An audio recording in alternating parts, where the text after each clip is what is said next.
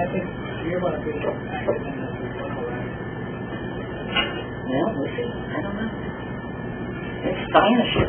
I'm just secondary. I mean, yeah. Well, any questions pop up anyway. Right, yes. Okay. Milford, Ohio, July 16th, 2007. We are conducting an interview with Andrew Russell Davis, channel of Diana. Diana will be responding to the questions. Our questioners are Sean DeBoard, Mark Webster, and Rose Campbell.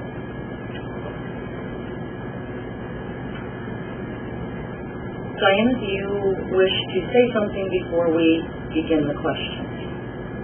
I'm ready to go ahead with the questions. Okay. First question is, how many people have you chosen to help you on this plane with the mission that you're facing right now? The primary, of course, Andrew, is my voice channel. But of course there are the helpers all around the globe who will gradually step forward once they have the confidence by seeing and indeed hearing my speaking through Andrew, step forward themselves and to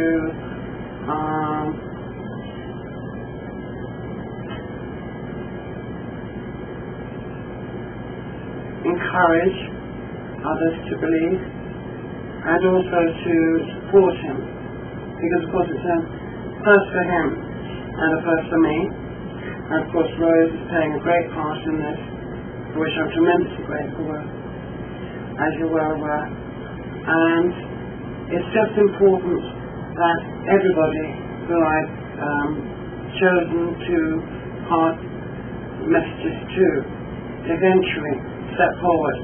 But as is human nature, some people are going to be very open to it, and other people are going to be questioning, am I really speaking to Diana? Is she really speaking to me? And the more and more validation given by things said directly by me, albeit through my voice channel, Andrew, the more and more things that are given, people will resonate with and think, now I have that given to me by her as well. And so that will encourage them to believe in their gifts, their abilities. So it goes right across the board. As I said at one of the seminars, my point in coming back is to prove beyond the shadow of a doubt of their being indeed right after death. Otherwise this wouldn't be possible. Well, I think I speak for all of us whenever I say I feel completely honored and privileged that you were able to come into my life path and Sean's life path, and we thank you very much for it. It's a pleasure being amongst friends, people who understand.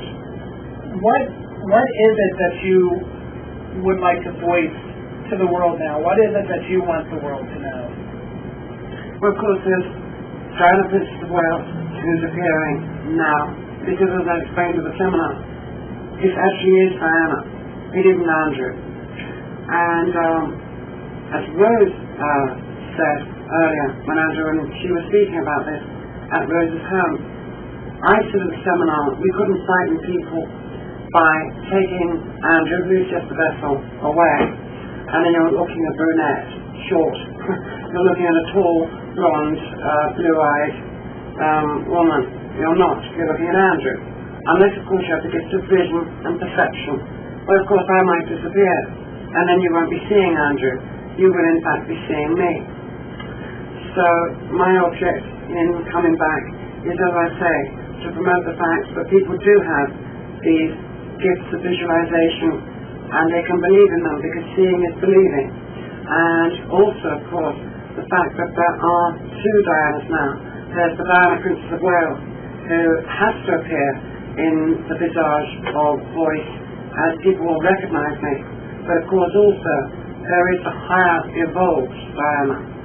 And I'm not aware of everything that the higher evolved self knows. On the one hand, of course I am, but I can't be when I come through in this format through Andrew. Because if I came through as a higher evolved being, then the whole point of my return would be lost. Because people wouldn't, one, understand where I was coming from, and certainly wouldn't recognize me. And so your path right now is to get the recognition from the world Right.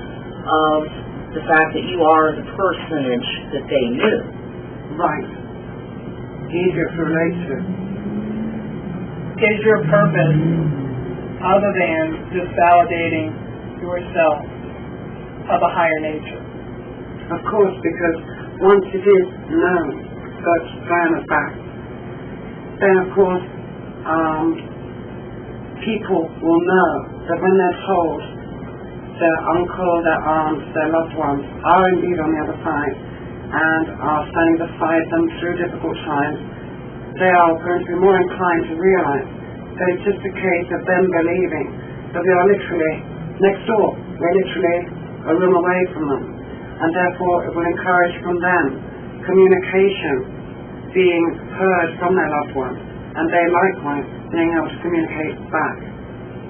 That will draw the two worlds that much closer and make the bridge between the two worlds not so vast as is caused by fear or ignorance.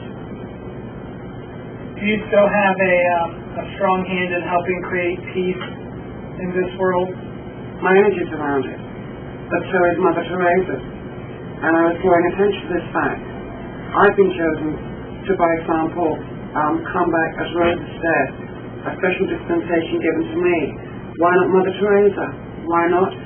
She was much more compassionate and caring than I ever was, in a phenomenal way. I worked alongside her, I witnessed it. She was angelic, I wasn't. But she worked incognito. She worked behind the scenes. She was hidden to a large extent. I wasn't, I was up front. So people are going to be much more inclined to listen, if you will, to the words of Diana than to the words of Mother Teresa. So in essence, your life here, running from the cameras and reporters, has now shifted to almost that of Chasing them. chasing them. Absolutely. Tip for time. No wonder if that's karmic. It could be.